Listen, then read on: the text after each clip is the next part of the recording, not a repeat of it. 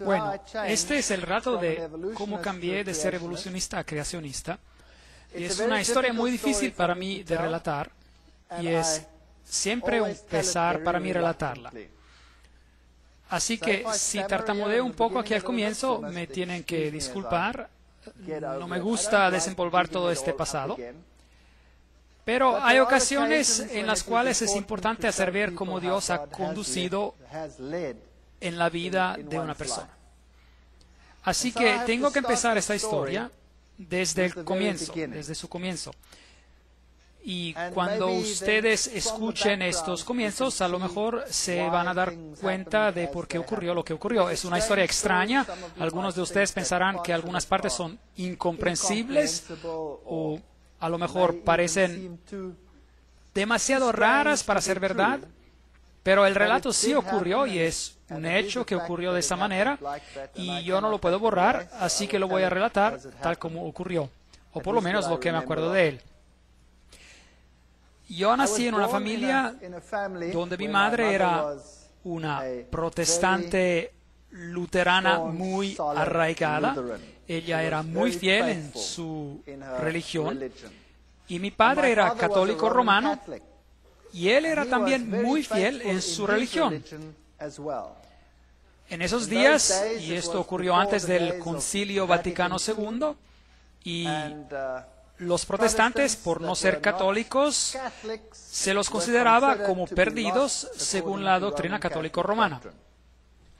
Pero en matrimonios mixtos entre un católico y un protestante era esencial que el miembro no católico en ese matrimonio tenía que prometer que los hijos serían criados como católicos. Mi madre aceptó esto y ella sabía que yo sería criado como católico. Y sí, yo fui criado como católico. Y nunca hubo una discusión ni una pelea sobre la religión en mi casa. Mi padre y mi madre se respetaban mutuamente y mi padre tuvo algunos problemas con la iglesia por un tiempo a causa de su matrimonio, pero los arreglaron y después de esto no hubo ningún problema sobre la religión que volviera a surgir en nuestro hogar. Y cuando aún era joven, como entre 7 u 8 años, mi madre se enfermó y le diagnosticaron cáncer. Y le dieron poco tiempo de vida. Ellos dijeron que ella tenía más o menos de 3 a 4 meses de vida. Pero ella era una señora muy fuerte y logró sobrevivir por más de o menos 4 años. Ella murió cuando yo tenía 12 años. Pero esos 4 años fueron años muy miserables, muy difíciles. Ella sufrió más que cualquier otra persona que yo haya conocido personalmente. Y ella perdió una tras otra parte de su cuerpo. Tuvo una mastectomía y tuvieron que sacarle parte de sus intestinos. Tuvo colestomías. Y eventualmente se deterioró más y más y más. Y tuvo que pasar por operación tras operación. Y en esos días no eran tan sofisticados como lo son ahora. La quemaron bajo el tratamiento de radiaciones. Se les olvidó que ella estaba en el tratamiento y tuvieron que sacarle pedazos de piel negra. Así que ella sufrió de gran manera. Y a pesar de todo esto, ella nunca renunció a su fe. Y yo era muy apegado a mi madre. Pero a causa de todos los problemas que había en la casa y el hecho de que mi madre estaba al punto de muerte durante un largo periodo de tiempo, 4 años, había también bastante tensión en mi casa. En la escuela recibí también una instrucción religiosa. Yo estudiaba en una escuela protestante, la mayoría protestante, era la escuela alemana. Y yo recibí la instrucción religiosa por separado. Los católicos iban a ver a la monja y ella nos daba la instrucción religiosa. Ahora, yo he encontrado monjas muy amables a lo largo de mi vida y he conocido a monjas que son verdaderamente dulces y suaves y que son muy amables con los que están a su alrededor. Pero esta monja en particular, que me daba instrucción religiosa, era una persona muy dura, según la experiencia que tuve de jovencito en ese entonces. Y constantemente me decía que era algo muy triste que mi madre, que era protestante, no vería al reino de los cielos, pero se asaría en el infierno por siempre y para siempre. Y esto me molestaba bastante porque yo quería mucho a mi madre, y especialmente porque ella tenía tanto sufrimiento en su vida. Y esto duró como unos 3, 4 años durante la enfermedad de mi madre. Y más seguía este asunto y más rebelde yo me volvía en cuanto a las enseñanzas que se me estaban dando. Yo iba a la iglesia muy regularmente, tenía que ir a la iglesia cada domingo con mi padre. Yo pasé por todos los sacramentos, como la comunión y todas las cosas que hacen los católicos. Y me volví tan resentido que al final solía ser bien descarado durante la clase de instrucción religiosa. Y me sacaron de la clase y se me dijo que tenía que sentarme afuera en el patio. Y por un par de años pasé por un infierno ardiente en esa escuela, porque el director de la escuela estaba de alguna manera relacionado con todo esto y cada vez que me veía me daba una paliza. Y yo lo tomaba bastante bien, puedo ser bastante arrogante, o mejor dicho, yo era bien arrogante, y a lo mejor ahora no lo soy tanto, pero si se me atraviesan de manera bien mala, o a lo mejor el hombre viejo en mí regresa, no sé, continuamente lucho en contra de esto. Bueno, el director me azotaba, y me acuerdo bien claramente que yo me agachaba, y él me azotaba 1 y 2 y 3 veces, y yo le preguntaba, ¿ya ha acabado o se le ha paralizado su brazo? ¿Qué le está pasando? Y él se enojaba tanto que él empezaba a darme unos azototes bien fuertes, y cuando ya me había dado 6, yo le decía, dame uno más por favor, porque yo lo puedo llevar a la corte, porque no se les permitía azotar solo 6 veces. Eso era lo que le permitía, así que yo no era muy popular. Pero el momento vino cuando yo estaba sentado en la clase un día, en la clase de instrucción religiosa, y la monja me dijo otra vez que las personas que eran como nosotros, y en particular como mi madre, irían al infierno por siempre y para siempre. Y yo me enojé tanto que tomé el libro de catecismo y lo hice en pedazos y se lo arrojé a sus pies y le dije en un lenguaje no muy amable para un muchacho de esa edad, le dije lo que ella hiciera con su Dios. Y de ese día en adelante se me sacó de la clase de manera permanente y yo tenía que sentarme afuera en el patio, sea que lloviera o que el sol resplandeciera. Y mi vida en esa escuela fue una miseria total. Yo nunca les dije nada a mis padres, nadie nunca supo lo que me estaba ocurriendo. Había también otro maestro que me llamaba al frente de la clase, aún antes de que la clase empezara, y me decía, ¿puedes venir aquí al frente? Y yo iba al frente y él me golpeaba, ¡pam! ¡pam! Derecha e izquierda, y me sacaba de la clase. Así que se me estaba sacando de 2 clases regularmente y me convertí en un niño imposible. Solía sentarme arriba de los árboles cuando los maestros venían a buscarme y tenía estas piñas, estos piñones, y se los aventaba. Bueno, esos eran los tiempos. Bueno, de todos modos, llegó el momento cuando mi madre ya no pudo más, y yo tenía 12 años de edad y ella murió. Y de ese tiempo en adelante mi vida de hogar se desintegró por completo. Mi padre se casó con otra señora que era la típica madrastra, casi como una madrastra de los cuentos. No me quería a su alrededor para nada, y posiblemente yo era un niño imposible, lo tengo que admitir. Así que me enviaron a hogares y ya no se permitió ir a la escuela. Tenía que dejar la escuela y aprender un oficio. Y es allí cuando me desperté y dije, no quiero hacer esto. Así que logré convencer a unos parientes y fui a otra escuela. Y pasé los años de escuela y salí bastante bien, no sobresaliente, pero tampoco muy mal. Y después fui al servicio militar y finalmente ingresé a la universidad. Pero desde la edad de 12 años en adelante yo ya no confiaba ni creía en Dios para nada. En cuanto me concernía, si Dios existía, tenía que ser un dragón y yo no quería tener nada que ver con él. Y cuando ingresé a la universidad, allí estudié ciencias y estudié zoología y pensé que esto era lo mejor que había desde que había vida, y allí descubrí todo sobre la teoría de la evolución, y yo me encontraba en la universidad que era el bastión, la fortaleza de la evolución. La evolución se utilizaba para todo. Cada clase estaba basada sobre la evolución. Y es increíble porque esta universidad empezó como universidad religiosa y tiene un gran departamento de teología. Pero a pesar de eso, la Facultad de Ciencias era increíblemente secular y en cuanto a sus enseñanzas, muy basadas sobre la evolución. Tenían algunos nombres muy importantes en cuanto a sus profesores, como Robert Broom y personas como él que habían trabajado con la calavera del niño de Taung, el supuesto ancestro de los humanos, y nuestros museos estaban llenos de estos huesos.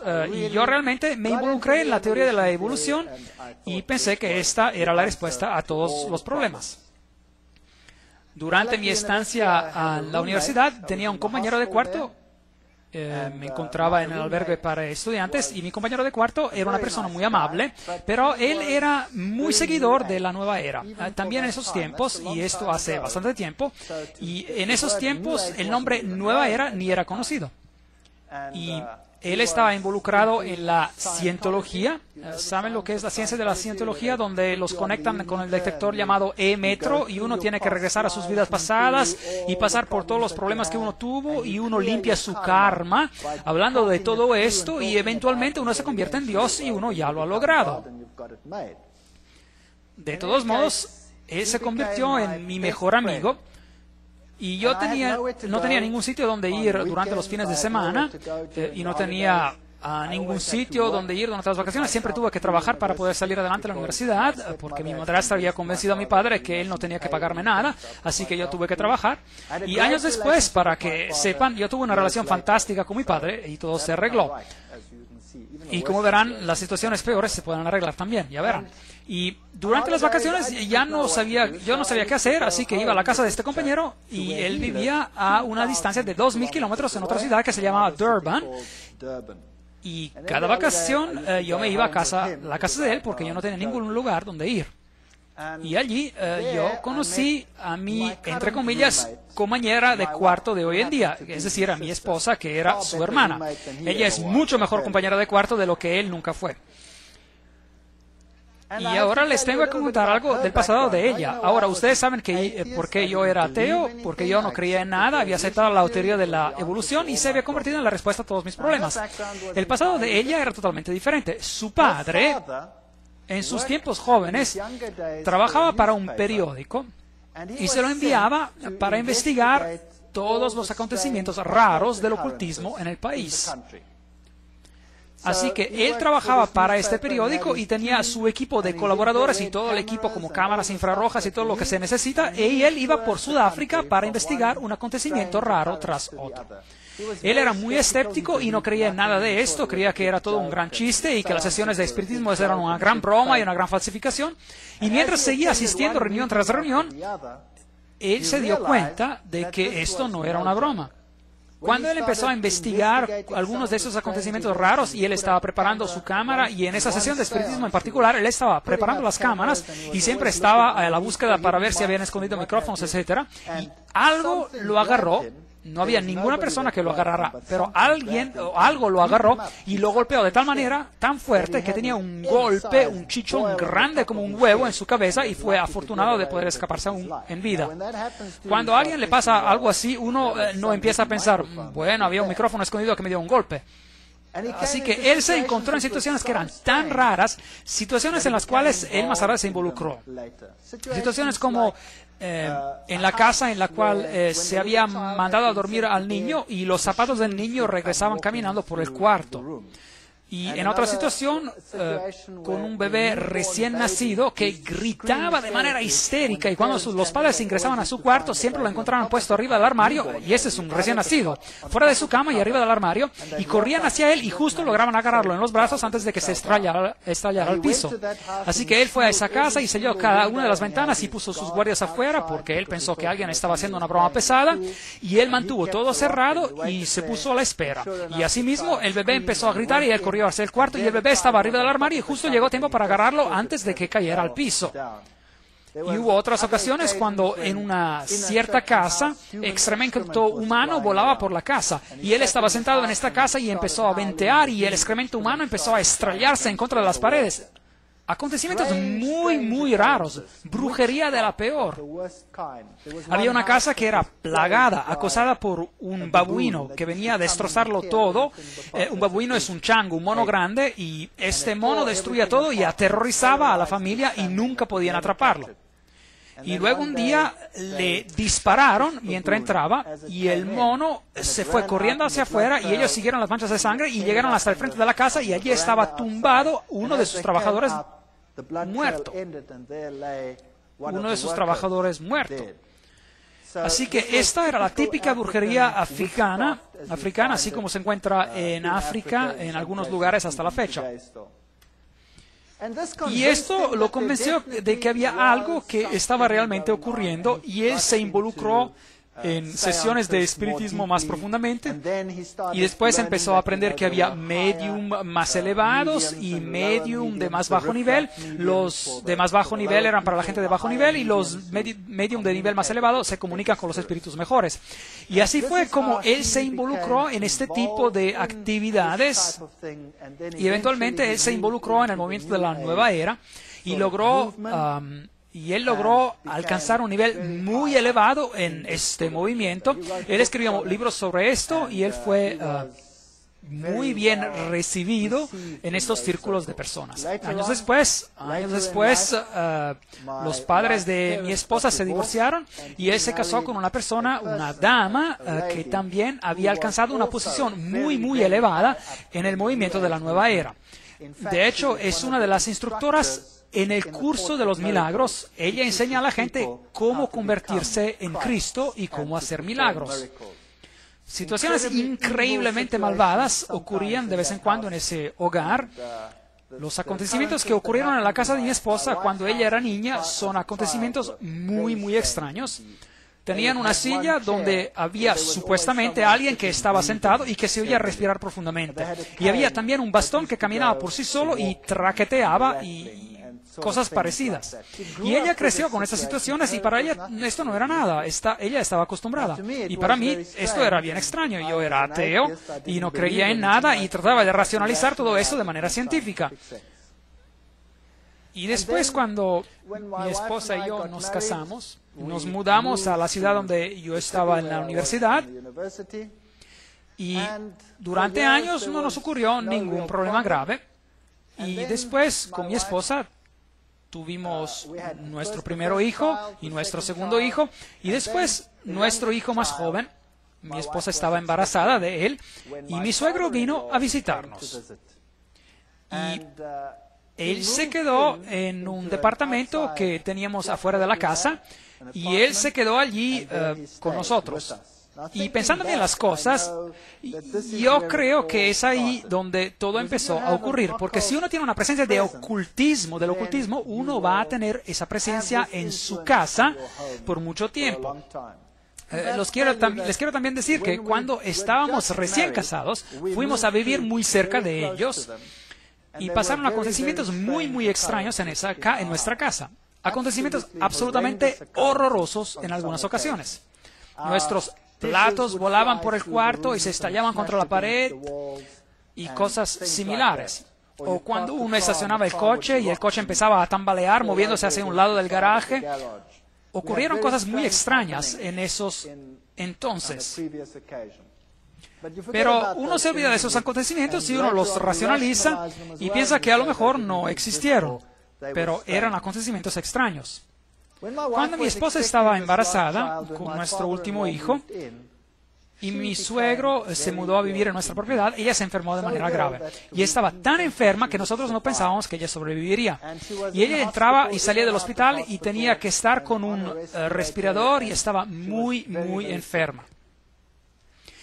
Y después pensamos que había algo que estaba mal con el embarazo y los doctores analizaron todo y ellos dijeron que lo mejor que se podría hacer era de abortar, porque el niño estaba probablemente muerto. En esos tiempos aún no tenían un escáner en los hospitales, así que no podían saber exactamente y no sabían si a lo mejor el niño ya estaba muerto o no. Así que decidimos que teníamos que transferir a mi esposa a otro hospital donde tenían un escáner y ya logramos hacer eso. Y ella estaba muy enferma, tenía una temperatura muy elevada y ellos hicieron el escaneo y este pequeño feto era de un tamaño así de pequeño y él se encontraba en muy buen estado y estaba chupando su pulgar. Así que nosotros decidimos que no íbamos a abortar, pero más bien que íbamos a continuar con el embarazo. Y íbamos a ver todo lo que ocurriría. Y por fin, después de 9 meses de infierno y de enfermedades y de toser y de pasar más tiempo en el hospital que afuera del hospital, ya dejaron salir a mi esposa y el niño nació. Y este niño era el niño más miserable que uno se pueda imaginar. Era un niño imposible. Él gritaba desde la mañana hasta la noche. Si uno quería darle de comer, uno tenía que envolverlo varias veces en una manta para que no pudiera mover sus brazos, porque si no él agarraría y rasguñaría a uno con sus uñas mientras se le trataba de darle de comer.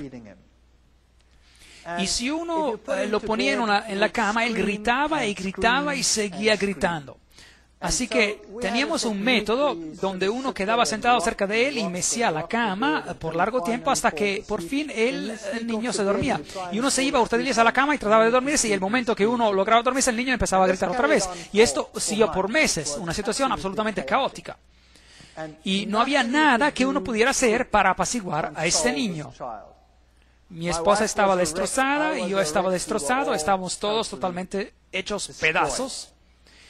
Y después, una noche, a las 2 de la mañana, yo tuve un sueño, que alguien me estaba estrangulando.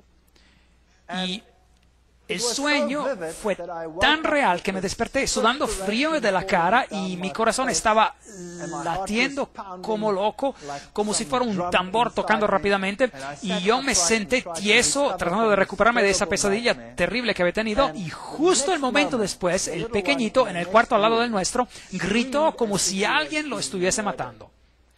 Y mi esposa y yo recibimos un susto tan grande que salimos corriendo de la cama y corrimos hacia nuestro pequeño bebé y lo tomamos en los brazos. Y cuando hicimos eso, él empezó a temblar de manera violenta. Y su temperatura subía y le daban convulsiones por la fiebre. Así que lo llevamos de urgencia al hospital. Y lo miraron y tuvieron que poner una tienda, una carpa de refrigeración. Tenían una tienda, una carpa que tenía temperaturas bajas y le pusieron una infusión endovenosa y después él estaría entre la vida y la muerte.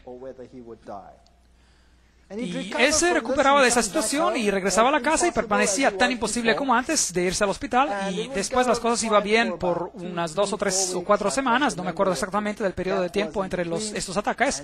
Y después, exactamente a las 2 de la mañana, precisamente a esa hora, era siniestro. Teníamos un reloj en nuestra cama, era uno de esos relojes digitales que muestra la hora, y así que uno podía ver que eran exactamente ahí, eran las 2 de la mañana. Las 2 de la mañana. Y en ese momento es que yo me despertaba con ese sentimiento terrible de que alguien me estaba estrangulando y sacudía levemente a mi esposa y le decía, acabo de tener esa pesadilla horrorosa otra vez. Y después el pequeñito gritaba en el cuarto de al lado y salíamos corriendo y lo tomamos en los brazos y lo mismo ocurría. Y las cosas se volvían tan graves que pensábamos que no lograríamos llegar al hospital y que el niño no sobreviviría. Y no había nada que uno pudiera hacer. En cuanto empezaba a gritar, sus temperaturas subía. Y subía de tal manera que él se desvanecía. Eventualmente en el hospital llegaron a conocernos también que tenían el lugar preparado para él cuando quiera que se necesitara. No sabían lo que le estaba pasando, nunca pudieron encontrar la causa. En una de estas ocasiones el doctor dijo que tenían que inyectarlo en su zona lumbar, porque tenía que haber algo que estaba mal con el fluido de su espina dorsal. A lo mejor tenía un tipo de infección cerebral que estaba causando esto. Y yo me acuerdo que lo estaba llevando al hospital y era solo un bebé. Y después él gritó de tal manera que mi esposa se puso histérica. Y cuando los doctores salieron a vernos, dijeron, esto es increíble. Había 4 adultos que tenían que inmovilizar a este bebé. Y él tenía menos de 1 año de edad. Y había 4 adultos que tenían que inmovilizarlo porque él les daba trabajo a los 4. Así que este pequeño bebé, no cabe duda, estaba bien poseído.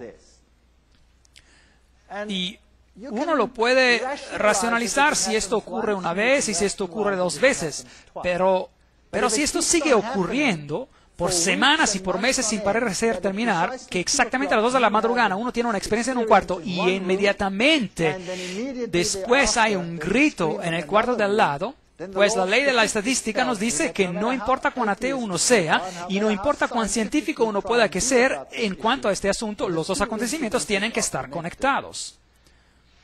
Y yo estaba sentado en el hospital un día y mi esposa y yo nos turnamos para estar con el pequeñito y él se encontraba en una situación muy grave y esto ya había ocurrido innumerables veces y allí yo me encontraba en el hospital y estaba corrigiendo asignaturas y me acuerdo de esto como si fuera ayer. Estaba corrigiendo esas asignaturas y de repente en esta tienda, en esta carpa de refrigeración, el niño empezó a temblar y empezó a tener uno de estos ataques y arrebatos en su cama. Y corrí y llamé a la enfermera y lo tomé en mis brazos y él temblaba de tal manera que arrancó las infusiones que tenía en el cuerpo.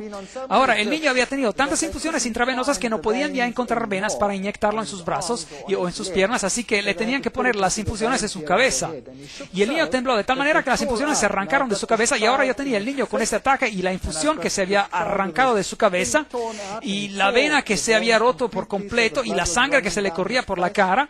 Y era un cuadro tan horrible que me enloquecí, no podía soportar semejante situación.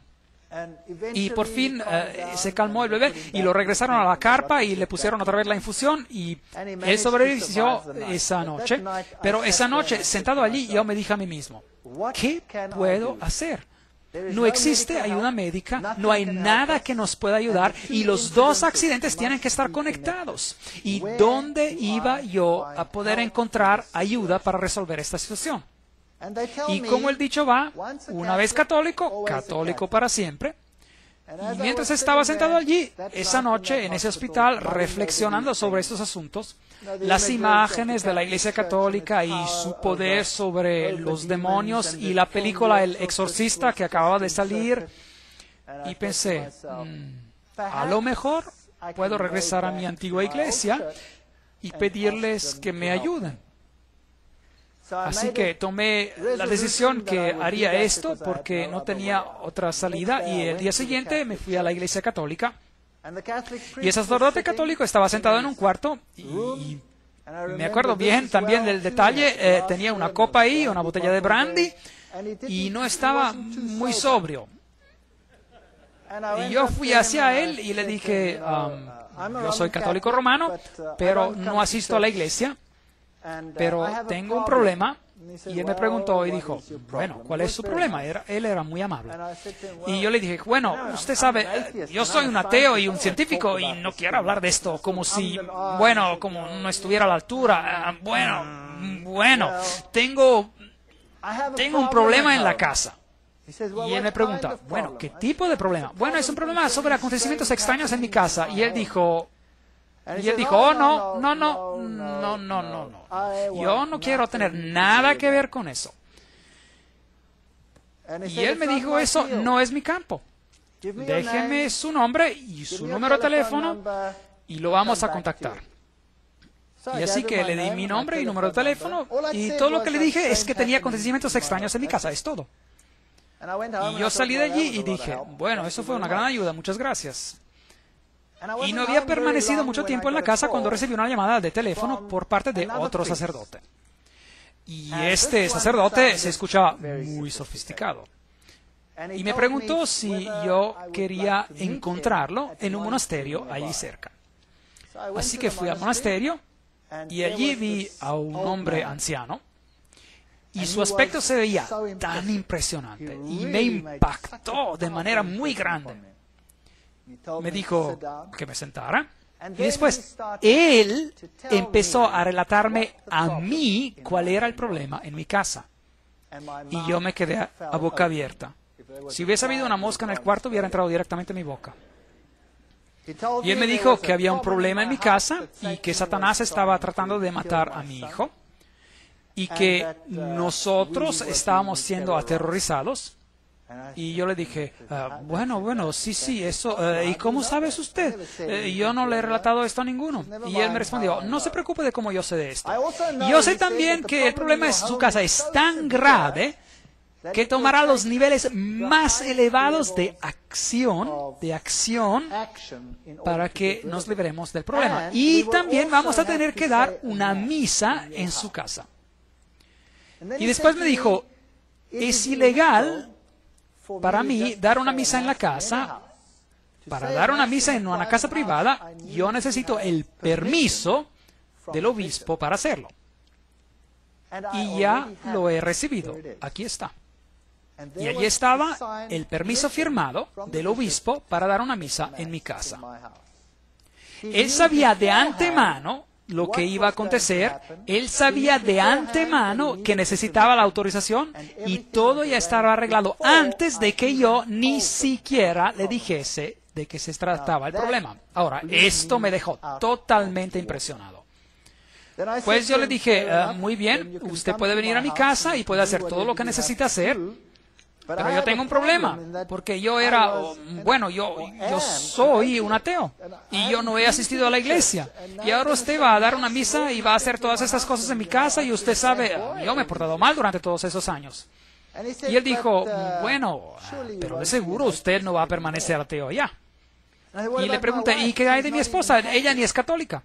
Ella pertenece a la iglesia reformada holandesa. Y él dijo, no hay problema. Así que él vino y habló con mi esposa y mi esposa se quedó tan impresionada como yo. Ella se quedó muy impresionada y él me dijo, llévenme por la casa. Y lo llevamos por la casa y cuando llegamos al cuarto del pequeño, de repente empezó este hombre a caerse. Y ya no podía permanecerse de pie, este hombre anciano, y yo me quedé detrás de él y estaba tratando de sostenerlo, así como lo hacen en la plataforma de esos ministerios religiosos cuando alguien se va a caer y no saben de qué lado la persona va a caer. Bueno, ocurrió lo mismo con él. Él estaba ahí temblando y sudando y siendo verdaderamente sacudido. Y eventualmente la cosa se calmó y lo llevamos a los otros cuartos y después ingresamos a nuestro cuarto y otra vez empezó a caer, pero no de manera tan grave como en el cuarto del pequeñito. Y después me dijo, el cuarto del pequeñito es el lugar peor de su casa. Ahora tenemos que exorcizar su casa entera. Tráigame algo de agua. Le trajimos algo de agua. Y después él sacó una sal especial, que dijo que era una sal muy especial, una sal bendita para exorcizar. Y él hizo la señal de la cruz con la sal en el agua. Y después me dijo que él tenía un anillo en particular, que tenía las reliquias de un santo en particular, y que era potente en cuanto a exorcizar. Y él, ese sacerdote, había sido un exorcista para la Iglesia Católica Romana en muchas naciones. Él era de Irlanda. Y después agarró este tazón de agua bendita que había preparado y pasó por cada ventana y puerta de la casa y tomó de esta agua y dibujó una cruz en cada ventana. Y claro, cuando el agua evapora, queda como quiera un marco muy ligero de una cruz en la ventana. Y él pasó por toda la casa con esta agua bendita y después puso el agua bendita al piso y después dijo, ahora vamos a dar la Santa Misa aquí en el cuarto de este niño. Y él preparó todo y mientras él estaba preparando, nosotros teníamos muchos animales domésticos, mascotas en la casa, un perro y 2 gatos y todo tipo de animal y todos los animales que uno tiene cuando tiene niños en la casa. Y mientras él estaba preparando la misa, de repente todos los animales vinieron al cuarto corriendo, ¡boom!, de golpe. Y allí estaban sentados. Y yo miré todo esto y dije, esto es extraño, ¿qué está ocurriendo? Y él dijo, bueno, él dio la misa y después antes de irse, él dijo, ahora, lo que ustedes tienen que hacer es que arriba de cada cama de cada niño, ustedes tienen que poner lo siguiente. Y él sacó de su bolsillo amuletos de Lourdes, donde María había aparecido, de Lourdes, y él nos dijo, nos dio los amuletos de Lourdes y nos dijo que había muchos falsos, pero estos eran los originales, y nos dijo que teníamos que ponerlos sobre cada cama de los niños. Y después hizo algo increíble, tomó la cruz con la cual él había sido ordenado y me la dio y me dijo, esta póngala sobre el pequeñito. Yo odio cuando el diablo destruye a niños pequeños. Así que la colgamos ahí arriba, y mi esposa estaba dando clases de cerámica en la escuela técnica y había hecho una vasija muy bella y decidió dársela como un regalo, porque ¿cómo puede uno pagar por lo que este hombre había hecho? ¿Qué puede hacer uno? Así que ella le dio esto como regalo. Y él dijo, este regalo es tan precioso, yo lo voy a dar a las monjas que se encuentran en un cierto monasterio donde ellas jamás salen a ver la civilización. Y después se fue. Y esa noche estábamos muy ilusionados. Tomamos al niño pequeño y él estaba bastante contento y no estaba gritando como era usual, y lo tomamos y le dijimos que era la hora de ir a la cama, y cuando eso ocurría se volvía una fiera, pero ahí estaba contento él. Y lo pusimos en su cama, y él estaba apenas empezando a dar sus primeros pasos, y lo pusimos a la cama, y el niño, cada vez que lo poníamos a la cama, siempre había hecho lo siguiente: se había puesto en una posición fetal, y es decir, se hacía bolita y empezaba a golpear y a gritar y a ponerse totalmente rojo y a volverse totalmente loco. Y esa noche lo pusimos a la cama y se acostó de espalda y se rió. Y extendió sus brazos de esta manera y empezó a hacer los sonidos de que los niños pequeños hacen, como gu gu, y se durmió. Y por primera vez en su vida durmió durante toda la noche. Y la noche siguiente también durmió durante toda la noche. Y la noche siguiente, y la noche siguiente, y la noche siguiente, y la siguiente semana, y el siguiente mes. Y ahí estaba yo, el científico ateo testarudo, que lo sabe todo. Y había paz y calma en mi hogar. Y después me di cuenta de que yo no lo sabía todo, para nada. Y ahora me dije, ¿y ahora qué voy a hacer? Aquí hay un problema muy grave en mi casa, y la iglesia resuelve el problema. Ahora, ¿voy a ignorar lo acontecido o voy a decir, existe un Dios y yo tengo una responsabilidad hacia ese Dios? Y por varios meses yo luché con este pensamiento, verdaderamente luché interiormente, y mi esposa también luchó con esos pensamientos, y después dije, no tengo otra elección, yo tengo que regresar a la iglesia. Afortunadamente mi primer hijo había llegado a la edad donde tenía que atender las clases para la comunión, y esto me dio una excusa para ir a la iglesia. Así que fui a la iglesia, y allí había un par de estudiantes en esta pequeña villa universitaria, y ellos me dijeron, ¿qué hace usted aquí? Y yo les dije, bueno, mi hijo tiene que frecuentar para prepararse a la comunión.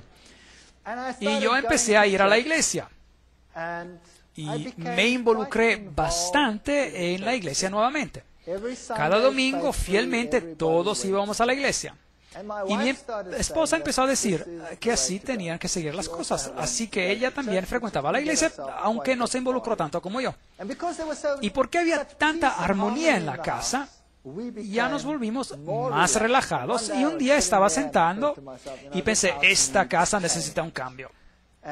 Y como típico hombre de HP alemán, le dije a mi esposa, ¿sabes? Si hiciéramos esto y esto y el otro, podríamos hacer algo con nuestra casa.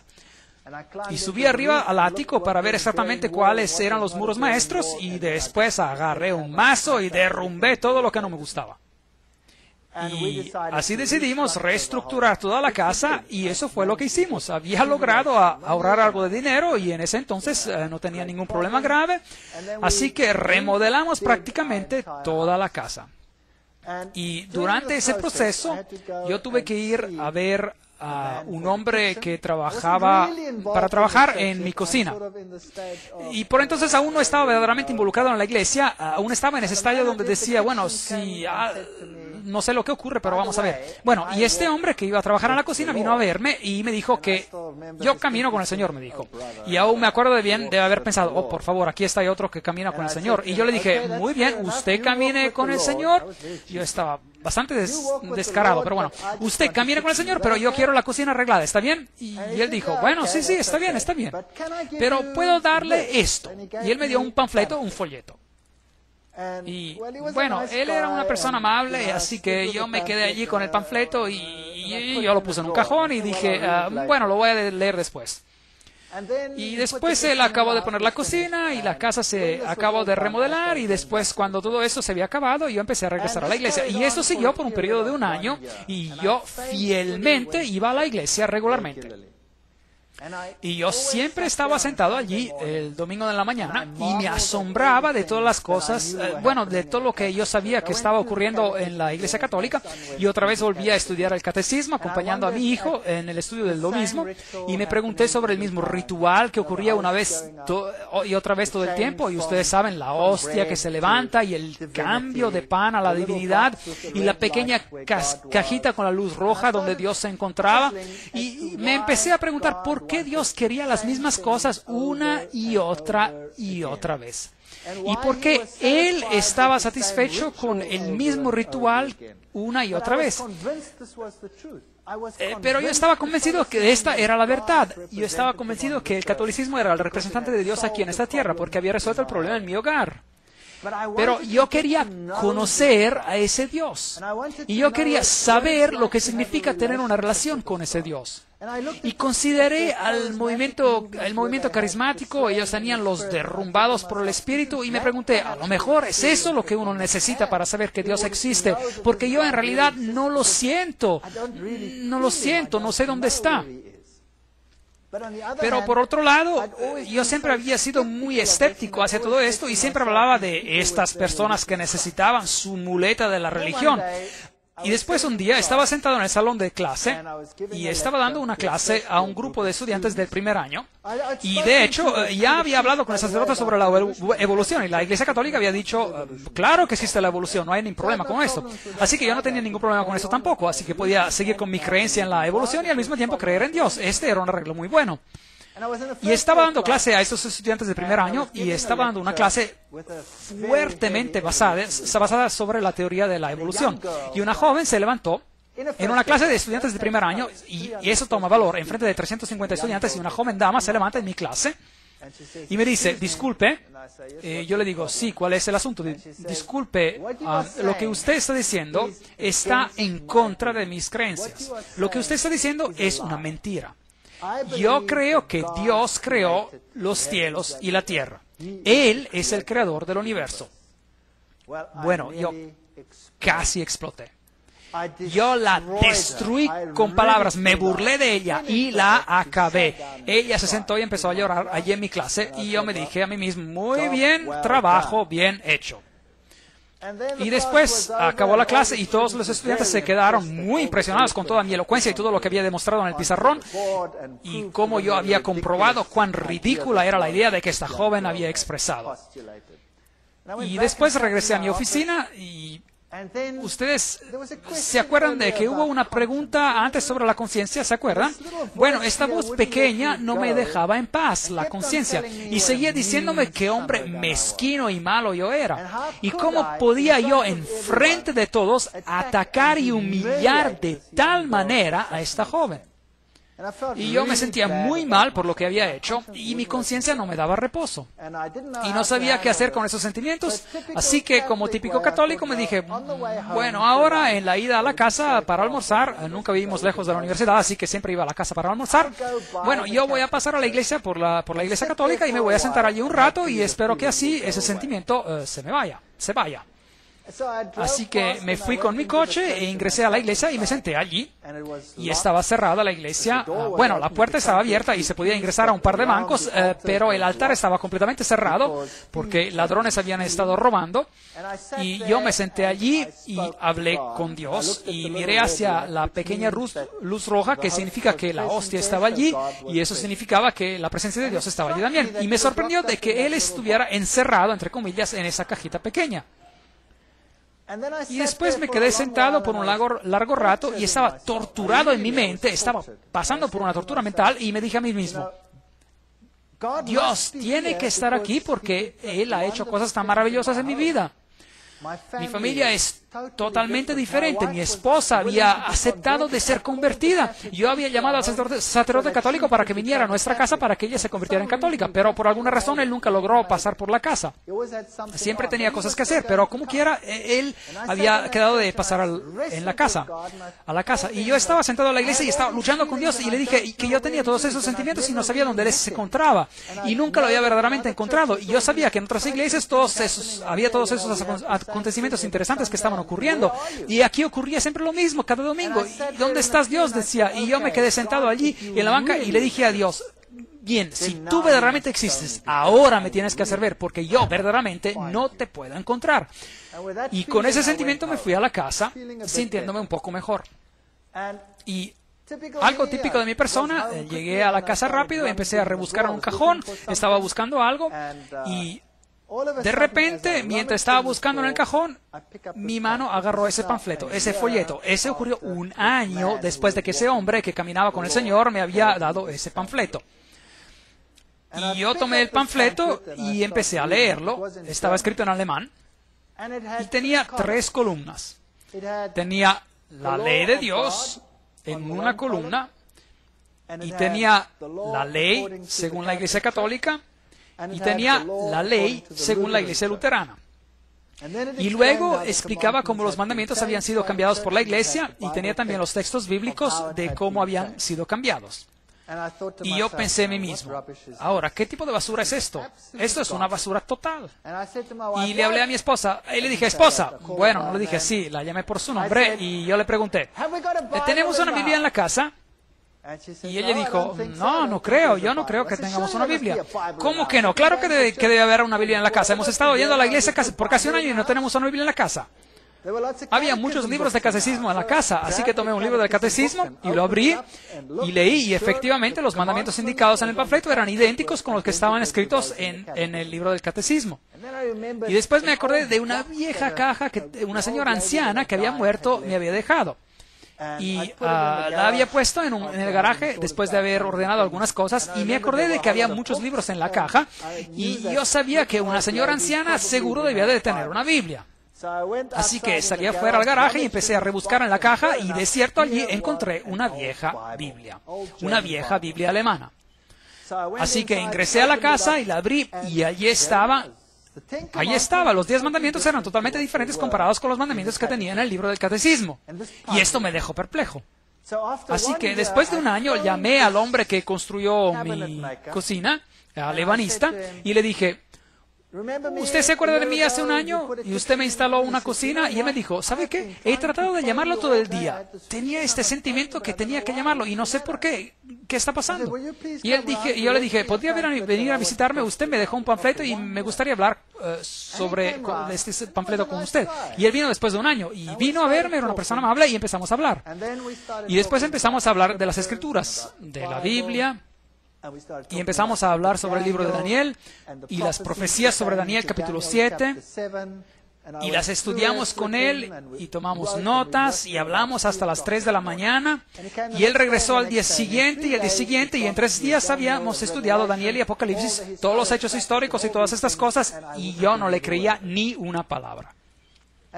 Y después decidí que la única manera que íbamos a resolver esto es si yo iba a comprobar si cada uno de los hechos estaban así como él me los había explicado. Si es que esos reinos y esos reyes estaban así como me lo había explicado. Así que regresé a la universidad, al departamento de historia, al departamento de teología, y agarré todo lo que pasó por mis manos y controlé y comprobé si los hechos estaban correctos. Y si estaban correctos. Y después empecé a descubrir que el pequeño cuerno de Daniel, el capítulo 7, si uno lo toma así como la Biblia lo dice, no puede ser nadie más que la Iglesia Católica. Y esto fue algo que me chocó, que me impactó totalmente. Y después estudié la versión protestante que dice que el cuerno pequeño era el rey Antioquio Epifanio o Epifanes el cuarto, y estudié todo eso. Y encontré que no puede ser él porque ninguno de los criterios encaja. Y vi también cómo las escrituras habían sido cambiadas sobre algunos de esos puntos. Pero para ser imparcial, invité al sacerdote católico a mi casa. Y le pregunté: ¿puede por favor venir a visitarme a mi casa? Le tengo que hablar sobre un asunto. Y él vino, y mi esposa estaba presente, y yo estaba allí, y tomé la Biblia, y tomé los capítulos en Daniel, y se los mostré en detalle, y le mostré los cambios de los mandamientos y todas estas cosas. Y después me dijo, yo no te puedo hablar de este asunto porque yo no estoy metido, no estoy enfocado en la palabra en la Biblia para nada. Y yo me quedé a boca abierta. Frente a mí se encontraba un sacerdote y él no estaba metido, no estaba enfocado en la palabra. Y él dijo, tenemos algunos especialistas que están metidos, están enfocados a la palabra. Pero para mí no tiene ningún sentido lo que usted dijo. Y se fue. Y después llamé a pastores de otras iglesias y debatimos, a veces hasta las horas tardías de la noche, sobre lo que el pequeño cuerno era. Y cada vez que regresaban a mencionar a Antioquio Epifanio, yo les decía, pero no puede ser porque él se levanta después de Roma, el cuerno pequeño. No puede haber sido un rey durante los tiempos griegos. Y eventualmente ellos también se iban y decían que no puede ser de otra manera. Así que yo estaba delante de este terrible dilema. Y lo peor de todo fue en que empezamos a hablar sobre el sábado. Este otro hombre, el de la cocina, y yo. Y estudiamos todos sobre el tema del sábado. Y yo le dije, pero esto es ridículo. ¿Cómo pueden ustedes guardar un mandamiento? Porque dice que el Señor en 6 días creó los cielos y la tierra, el mar y todas las cosas que en ellos hay. Esto es totalmente ridículo. Todo empezó a existir gracias a la evolución. Y él dijo, no, todo empezó a existir gracias a la creación. Dios lo creó. Y se me calentó la cabeza y yo le dije, pero eso es basura. Y él me dijo, se lo voy a comprobar. Y yo le dije, inténtalo pues. Y él lo intentó. Y el día siguiente él vino a mi casa con una pila de libros de este tamaño, todos sobre el creacionismo. Y me los dio.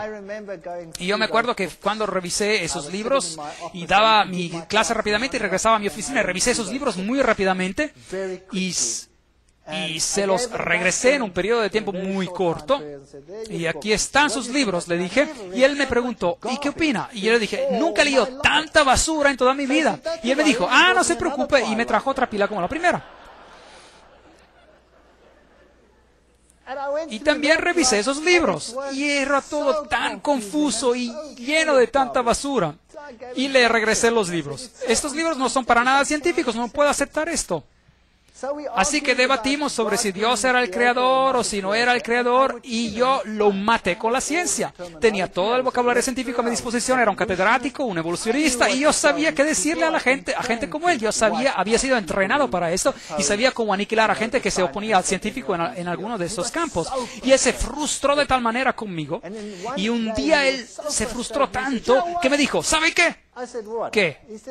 Y yo no tengo un problema con la evolución o la creación. Usted tiene un problema. Y usted resuélvalo.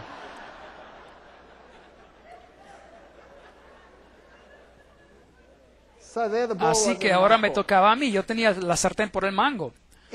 Al mismo tiempo, los acontecimientos extraños habían empezado a ocurrir otra vez en mi casa. El pequeñito otra vez tenía esos momentos miserables cada vez que era la hora de acostarlo. Y otra vez se volvió gruñón y gritón y todo el resto. Y también nos dimos cuenta de que cada vez que teníamos un momento de paz, mi esposa y yo estudiamos las Escrituras como nunca. No les puedo describir cuánto las estudiábamos. Yo desgasté una Biblia en 2 meses, la tuve que tirar porque ya estaba totalmente desgastada y se estaba deshaciendo. Y mi esposa estaba estudiando y ella tenía un problema increíble con esa idea del sábado. No tenía sentido, parecía tan loca. Y nadie al trabajo sabía lo que me estaba ocurriendo. Y un día fui al trabajo y la secretaria en mi departamento vino a verme y me dijo, tengo algo para que usted lea. Y me dio un montón así de alto de documentos. Y cuando los revisé en un momento que tenía libre, vi que era un largo documento en contra del sábado y que había sido escrita en contra de los adventistas del séptimo día. Y esto me sorprendió mucho porque nadie en el trabajo sabía lo que me estaba ocurriendo. ¿Saben? Un científico nunca admitiría que ahora está hablando o pensando sobre la religión. Eso sería ridículo. Mis colegas eran todos ateos. Y yo tomé esto y pensé, ¿y ahora qué hago con este documento? No tengo tiempo con esto. Yo estoy ahora con el problema de la evolución y la creación. Así que le pasé el documento a mi esposa y le dije, aquí hay material, revísalo y a lo mejor encontramos una salida de todo esto. Y ella de manera meticulosa estudió cada punto y era un documento bien gordo, bien espeso, escrito en contra del sábado. Y mientras que yo estaba luchando con el asunto de la evolución y creación, ella estaba luchando con este asunto.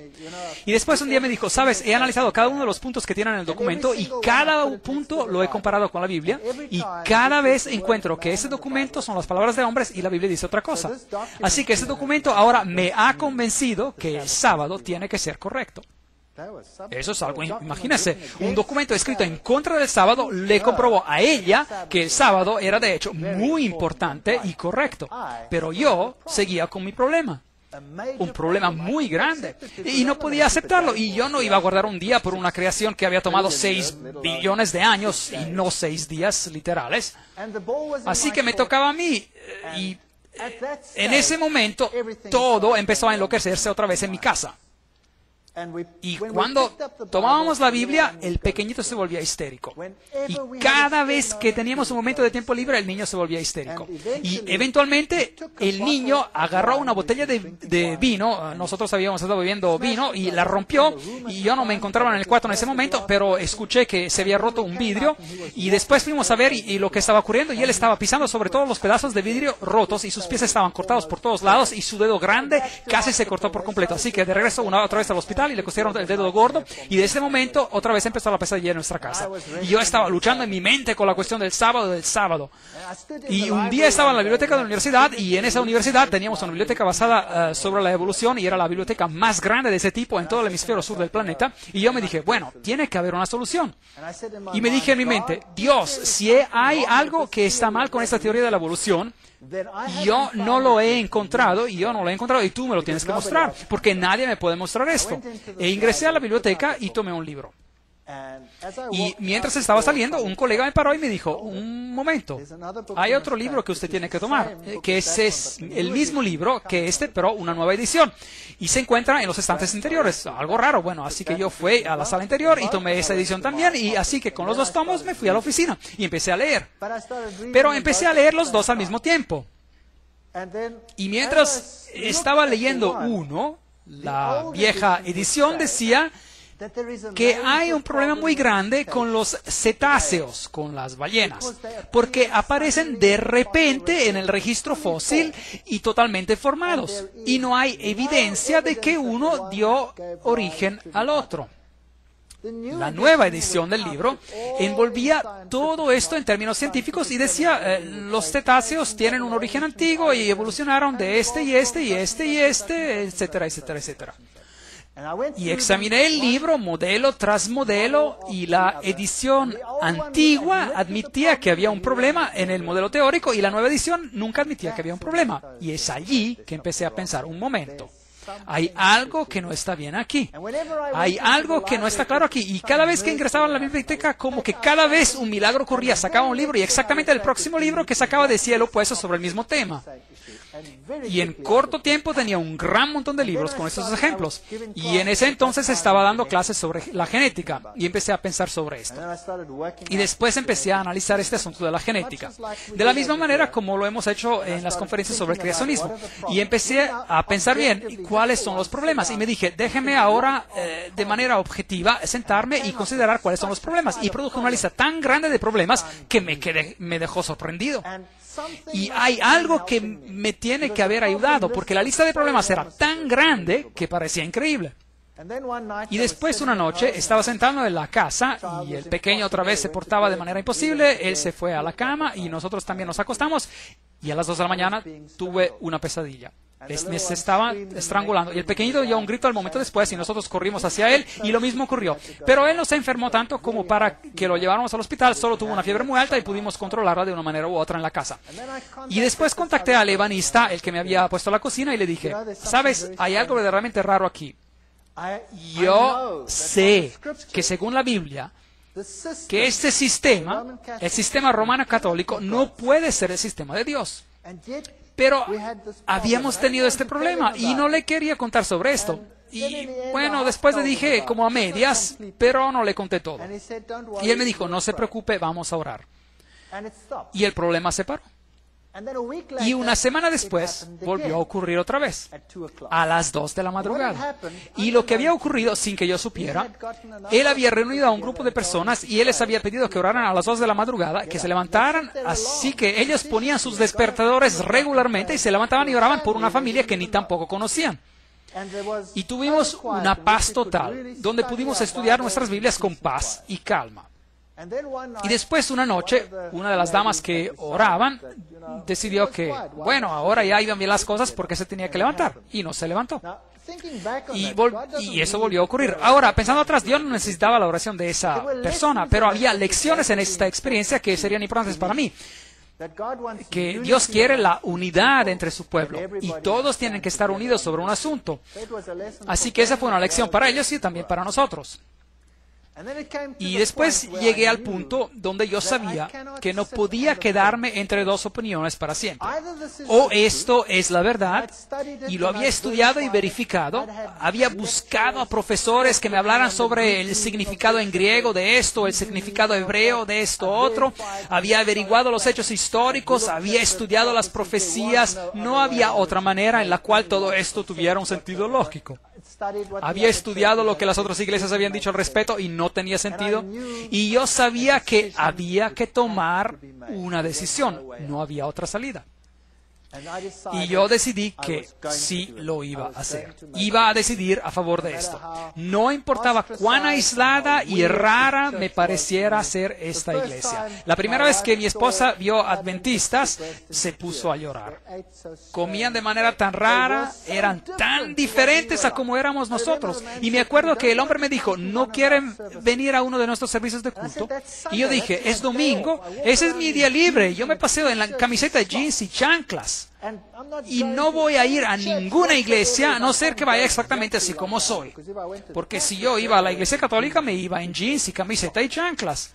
Y él dijo, bueno, está bien, venga.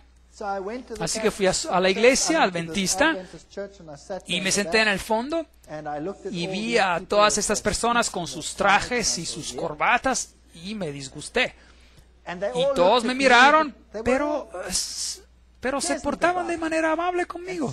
Y cosas extrañas como esa. Y no me gustaba el cuadro. No me gustaba cómo se veían tan diferentes a comparación con todos los otros. Mis amigos eran tan rudos y hacían bromas pesadas y todo tipo de cosas. Y estas personas eran tan diferentes. Mi esposa se puso a llorar cuando los vio. Y dijo, no quiero ese estilo de vida. Yo quiero mi antiguo estilo de vida. Nosotros solíamos sentarnos al borde de la piscina a beber cerveza y contar chistes. E invitábamos amigos y teníamos fiestas y cosas parecidas y ellos eran tan diferentes. Es como la diferencia entre el día y la noche. Y uno cree que nunca va a poder ser feliz allí. Y ella lloró y lloró y lloró, pero sabía que de todos modos tendría que regresar.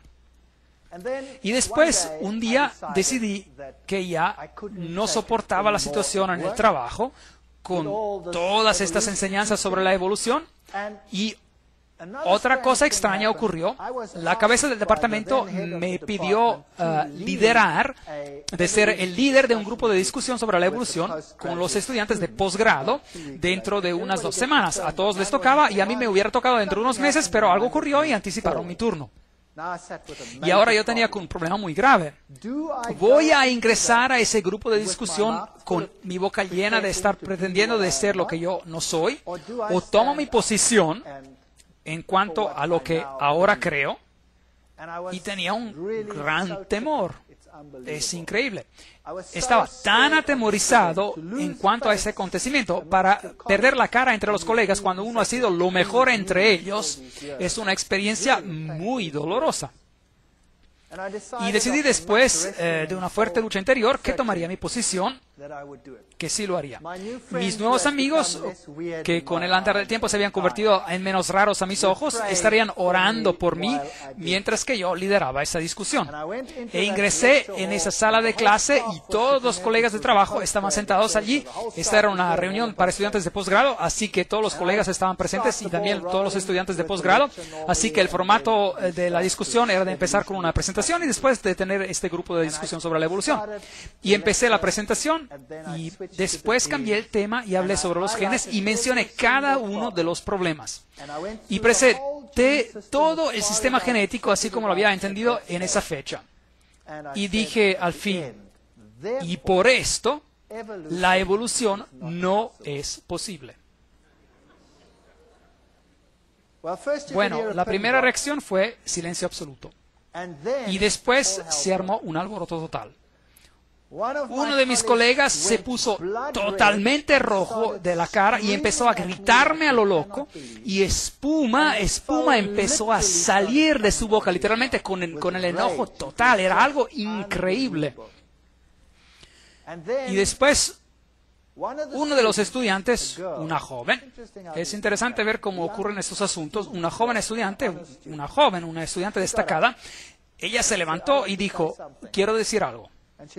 Y miró a todos los profesores y dijo, cuando yo vine a esta universidad, yo creía en Dios.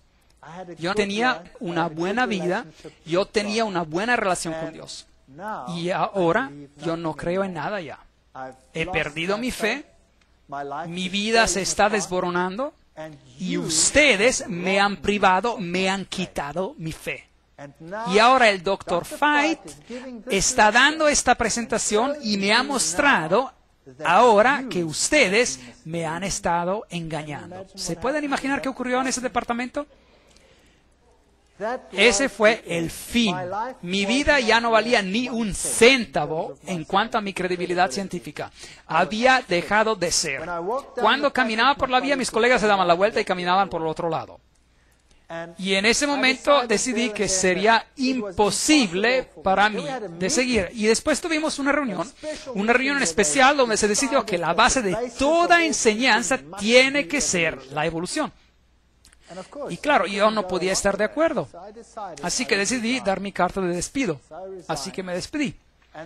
Y la cabeza del departamento me dijo, bueno, usted no puede hacer eso de esta manera. Yo tenía muchos estudiantes y era bien popular entre los estudiantes. Y la mayoría de los estudiantes de posgrado estaban bajo mi supervisión. Y después el rector de la universidad me llamó para que lo viera. Y el rector dijo que tenía que ir a verlo. Y bueno, pensé yo, ahora tengo que ir a ver al rector. ¿Y qué voy a hacer? Nunca he tenido algo bueno como que vestir. Nunca había tenido un traje en mi vida, así que me compré un traje para ir a ver al rector. ¿Lo pueden creer? Y cuando me puse ese traje tonto para ir a ver al rector, algo me impactó tremendamente, como si me hubiera dado un relámpago. Es algo personal, y me dije, mira qué estás haciendo, tonto. Te pones un traje para ir a hablar con un hombre, pero cuando vas a visitar a Dios, te pones unos jeans y una camiseta. Bueno, eso es algo muy personal y a mí no me interesa si alguien va a la iglesia con sus jeans y su camiseta. Eso está bien, pero eso es algo para mí a nivel personal. Y esto me estorbaba. Y después fui a la oficina del rector y me senté enfrente del rector y empezamos a hablar. Y él habló conmigo por 1 hora. Y era muy difícil para la universidad deshacerse de mí, porque yo tenía todos estos estudiantes a cargo. Y empezamos a hablar y por fin él dijo, ¿sabes? ¿Qué pasa si decides de no armar problemas? Pues te podríamos dar algo mejor.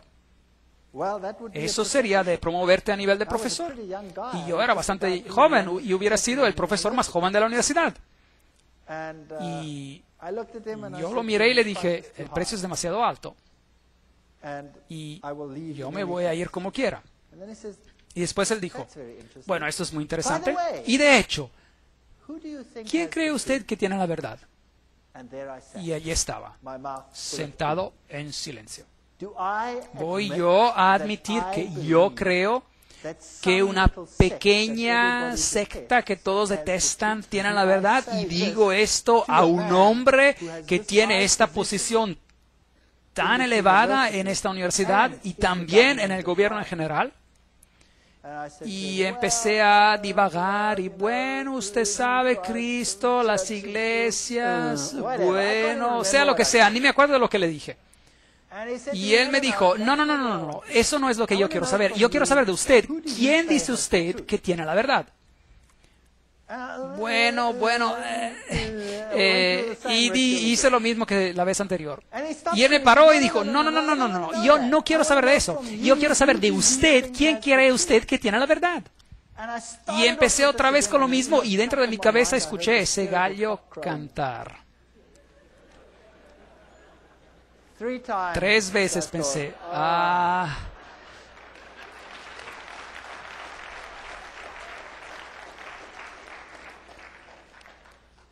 Y le dije, bueno, Y le dije, bueno, yo creo que es la iglesia adventista del séptimo día que está predicando la verdad. Y ahora pensé, bueno, ahora ya sé que soy un hombre muerto. Y él no dijo nada, ni una palabra. Y él dijo, bueno, muchas gracias. Le doy mis congratulaciones sobre sus decisiones y espero que todo vaya bien con usted. Y eso es todo lo que dijo. Y me despedí de la universidad y puse mi casa en venta y la primerísima persona que vino a verla ingresó y dijo, increíble, qué casa increíble, y la compró. La primera persona. Y ahora tenía ese dinero y sabía que mi credibilidad científica se había acabado. La carrera universitaria era algo que había renunciado a causa de mi fe. Y Dios se ocuparía de mí de ahora en adelante. Y todo iba a salir requete bien. Ahora voy a recibir este dinero y vamos a hacer algo grande con él. Vamos a empezar una pequeña hacienda en algún lugar y vamos a hacer que la gente venga y vamos a dar testimonio y vamos a hacer grandes cosas con ese dinero. Y reuní a algunas personas y empezamos este proyecto y plantamos trigo y el trigo creció a lo loco. Y creció tan alto que los campesinos de todo el distrito vinieron y dijeron, ustedes que trabajaron en la universidad, ustedes saben algo de especial.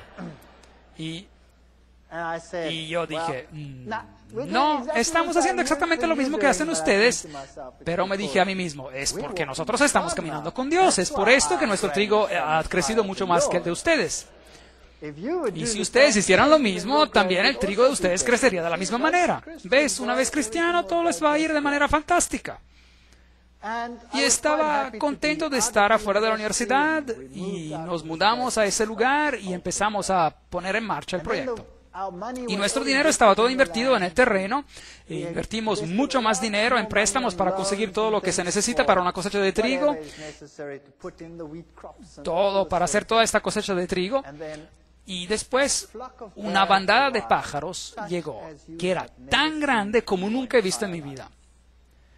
Y pasaron por alto todas las haciendas con el trigo pequeño y se bajaron en el mío y lo hicieron su casa y quedaron solo rastrojos. Y después de eso, un acontecimiento tras otro, todo fue mal. Hubo sanciones contra Sudáfrica en ese entonces, la economía fue totalmente destruida, las tasas de interés que habían quedado al 3-4% subieron repentinamente hasta el 28%, el 30% y en algunos casos hasta el 36%. Y los préstamos que se podían pagar muy cómodamente se convirtieron en una pesadilla total. Y la única manera de ganar dinero se nos quitó y fuimos totalmente destruidos. Todo lo que jamás había poseído se fue de un golpe, desvanecido como la arena entre los dedos. Y todos los medios que me servían de apoyo desvanecieron. Y los pájaros se comieron la cosecha de mi campo.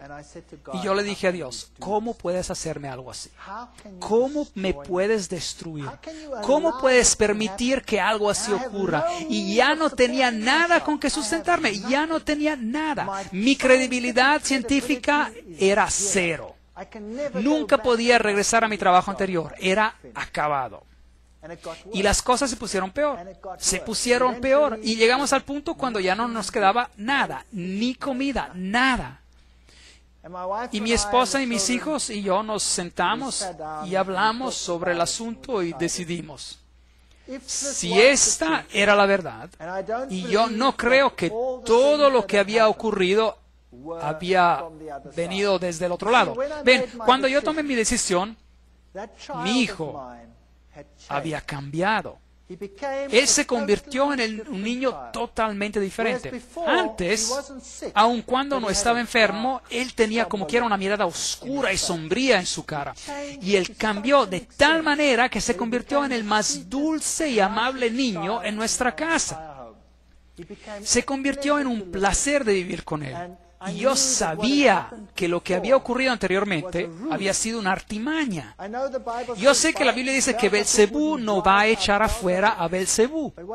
Pero lo que había ocurrido en mi casa es que no había sido echado afuera por Belcebú. Cuando la Iglesia Católica había venido y hecho lo que tenían que hacer, Satanás había dicho a sus demonios, quédense quietos. Y cuando ustedes se queden quietos y permitan al niño que se relaje, ellos serán atrapados el doble de lo que lo estaban antes. Y eso ocurrió también. Pero después de que tomamos nuestra decisión, este niño fue sanado totalmente. Él es el niño más espiritual de todos mis hijos. Y él es tan diferente que yo sabía que esto tenía que ser de Dios. Era algo totalmente diferente. Otra cosa interesante que ocurrió fue ese mismo sacerdote católico, después de todo ese tiempo, más de un año había pasado, totalmente de sorpresa, mientras estaba luchando con esa decisión, me llamó por teléfono. Y yo respondí al teléfono y dije, hola. Y él dijo, yo soy el padre tal y tal. Y yo dije, es bien raro, ¿por qué me llama? Y él me dijo, ¿sabe usted sobre su padre que está muerto? Su padre está teniendo problemas grandísimos en el purgatorio. Es verdad, eso es lo que él me dijo. Y yo le dije, pero ¿cómo sabe usted? Y había estudiado en la Biblia sobre qué pasa cuando uno muere y sabía lo que ocurría, así que le pregunté, ¿y usted cómo sabe? Y él me dijo, las monjas que nunca ven al mundo, los del otro lado le han dicho que su padre está teniendo problemas y él está teniendo problemas por causa suya. Y será bien que usted regrese a la iglesia rápidamente. Y será mejor que usted empiece a orar y dar misas para que este problema se resuelva. Y yo le dije, muchas gracias por la información. Y me acuerdo de haber colgado el teléfono y de haber pensado, diablo, has llegado demasiado tarde, demasiado tarde. Ese hombre era un hombre amable y él está engañado, yo lo sé. Y espero que el Señor lo conduzca un día a una vida mejor y una comprensión mejor. Pero aquí me encontraba en esta hacienda sin dinero, sin medios, sin nada. Con una carrera destruida, sin una posibilidad de poder regresar, aislado, el hazme reír del mundo académico y sin dinero, sin dinero. Y nos arrodillamos y reclamamos cada promesa en la Biblia. Y dijimos, Señor, tú has prometido, tú cuidarás de todas nuestras necesidades. Tú has prometido que los hijos del hombre justo jamás se verán mendigando en las calles. Y no hay ninguna salida de la situación donde nos encontramos. No hay dinero, no hay comida, no hay nada. Pero nosotros creemos en tus promesas. Y escribimos una carta y pusimos por escrito todas las promesas y dijimos, tú no puedes mentir. Y es por eso que esas promesas tienen que ser por nosotros. Y si nuestra vida es destruida y nuestra hacienda es destruida, pues así sea, tiene que haber algo más que tú tienes planeado para nosotros. Y después fuimos a la cama. Y el día después, a las 8 de la mañana, el teléfono sonó. Y un profesor de otra universidad me llamó. Y dijo que uno de sus colegas tenía un problema muy grave y tenía que dejar la universidad y tenía que tomar un permiso prolongado de ausencia por un año. Y necesitaban que alguien lo reemplazara de inmediato y el campo que se necesitaba enseñar era exactamente el mismo en el cual yo estaba. Y yo le dije, bueno, ¿qué quieren que haga? Y él dijo, bueno, usted podría venir a dar las clases. Y yo le dije, pero ¿sabe usted y qué hay de...? Y él dijo, no se preocupe, en cuanto usted permanezca en lo científico no hay problema, no importa, vendría y haría esto para nosotros, estamos en un problema y necesitamos a alguien. Y sabemos que usted está libre. Y yo dije, bueno, muchas gracias, sí, es una buena idea. ¿Y cuándo empiezo? Y bueno, tenemos que pasar todo por las juntas probablemente en 3 meses. Y yo dije, muy bien, muchas gracias, y colgué. Y dije, intento muy bueno, Dios, pero dentro de 3 meses yo voy a estar muerto porque no tengo nada que comer. Yo estaba tan deprimido. Y después, como unos 20 minutos y una media hora después, el teléfono suena otra vez. Y es la misma persona. Y él me dice, hay algo de raro que acaba de ocurrir. Y yo pregunté, ¿qué pasó? Fui a la oficina del rector para que él firmara estos documentos para empezar el proceso de contrato. Y él me dijo, no tengo tiempo. No tengo tiempo para tener a las juntas, para llamarlas y dar comienzo a este proceso. ¿Qué es lo que usted necesita? Y le expliqué lo que yo necesitaba y que tengo que reemplazar a alguien. Y él dijo, ven aquí, yo lo firmo. Y asigna a la persona y ya puede venir mañana si quiere. Y yo dije, increíble. Así que, ¿cuándo comienzo? Y era un día jueves. Y él dijo, ¿El lunes? Usted empieza el lunes. Y yo le dije, ¿empiezo el lunes? Y yo me encontraba en el otro pequeño pueblo y tenía una hacienda y había vacas y estaba en bancarrota. ¿Y quién iba a cuidar de estas vacas tontas en la hacienda? Y 10,000 otros problemas por resolver en un fin de semana. Imposible. Imposible. Y colgué el teléfono y dije a mi esposa, tengo un trabajo en la universidad, solo por un año probablemente, pero está bien.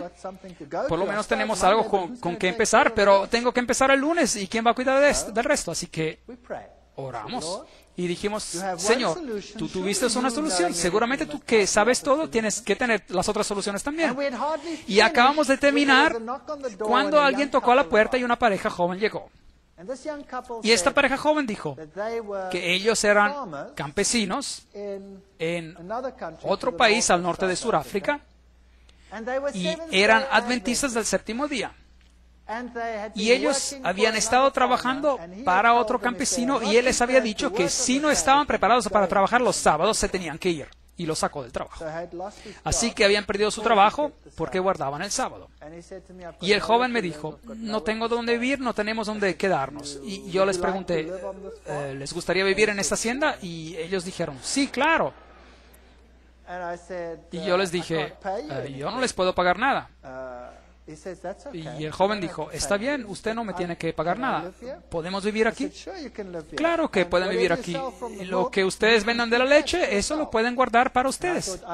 Y yo pensé que pagaría el interés de todos los préstamos que tenía con mi salario y todo esto estaba resuelto en 24 horas. Había alguien en la hacienda que quería vivir allí sin recibir salario y cuidar de la hacienda y vivir de lo que sacaba, y yo tenía un trabajo en la universidad.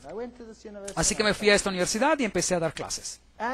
Y por las primeras semanas no tenía salario, no había dinero. También otro milagro, durante ese mismo periodo encontramos una casa en el medio del mes y no tenía que pagar nada hasta el final del mes. Mis niños se fueron a la escuela y recibieron ropa para ir a la escuela, uniformes. En mi país había uniformes para ir a la escuela, toda la ropa y todas las medidas, y todos nos los pusieron a la cuenta hasta el final del mes. Pero no tenía ni un céntavo para comprar un poco de comida para seguir adelante. Y después ingresé a mi coche, y yo no cuento a las personas que me encuentro en un problema de dinero. Ingresé a mi coche y estaba conduciendo, y estábamos conduciendo con la última gasolina que nos quedaba, y mi hija dice, ¿qué es esto aquí? Y ella recogió 150 rand, la moneda de Sudáfrica, en esos tiempos equivalía a $150, y dijo, estaban en el piso, y la semana después encontramos otros 150. Yo no sé cómo llegaron hasta el coche, pero esto permitió que siguiéramos hasta que llegó mi primer salario. Y les puedo decir que esta es la verdad. Hubo momentos cuando pasamos por tiempos muy difíciles, cuando no teníamos casi dinero, todo mi dinero se iba para pagar intereses, y llegamos a momentos cuando se nos acababa todo y ya no teníamos comida para nada. Y me acuerdo un día estar sentado a la mesa sin comida, orando al Señor y dándole gracias por lo que íbamos a recibir, a comer, y esa es la verdad. Cuando sonó la campana de la casa y salimos y no había nadie, pero había una canasta llena de comida allí en el piso, y ese es un hecho. Les quiero decir algo.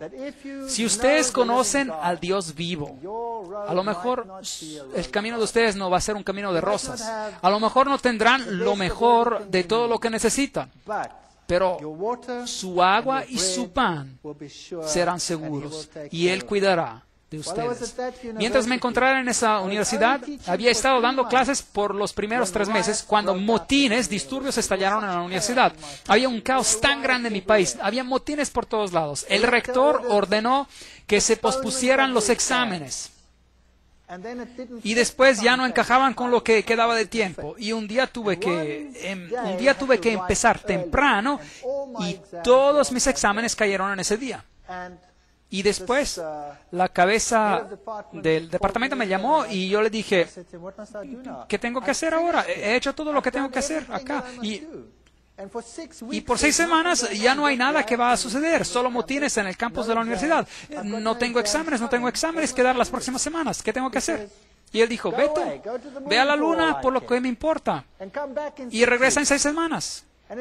Y mientras alguien había arreglado al mismo tiempo para que yo fuera por un viaje por 6 semanas a los Estados Unidos y otros lugares para observar las puertas petrificadas y otras cosas alrededor del mundo. Y yo había dicho a esa persona, olvídense, acabo de empezar un trabajo y no puedo decirle a mi jefe que me quiero ausentar por 6 semanas. Y allí estaban las 6 semanas. Y pude viajar a esta gira de estudios. Ustedes han visto muchas de esas fotos en esas conferencias. Y yo les podría contar una historia tras otra y los podría mantener ocupados toda la noche. Les quiero decir que el Señor intervino con tal poder en nuestras vidas. Y mientras seguimos con nuestras vidas nuevamente, de regreso a la universidad, empezaron a respetarme por la ciencia que estaba practicando. Y eventualmente me dieron una posición permanente y tuve que empezar otra vez del comienzo. Antes era profesor adjunto y ahora era profesor auxiliar y eventualmente regresé a ser profesor adjunto y después profesor y después cabeza de departamento, a pesar de lo que yo creo y a pesar de lo que yo digo. Si ustedes piensan de que Dios no puede cuidar de ustedes, yo les quiero decir, Él puede hacer todo. Yo estoy empleado en una universidad secular. Yo soy profesor y cabeza del departamento de zoología en una universidad secular. Y yo enseño y predico el creacionismo, lo cual es imposible en cuanto a imaginación humana. Y a pesar de eso, yo tengo esa posición. Nunca tengan miedo de tomar posición por el Señor y por su verdad. Si usted es honesto, el Señor se va a ocupar de todas sus necesidades. Yo no sé si esto va a ser para siempre. Tarde o temprano alguien va a cerrar la posibilidad, pero no me importa. El Señor va a tener algo más.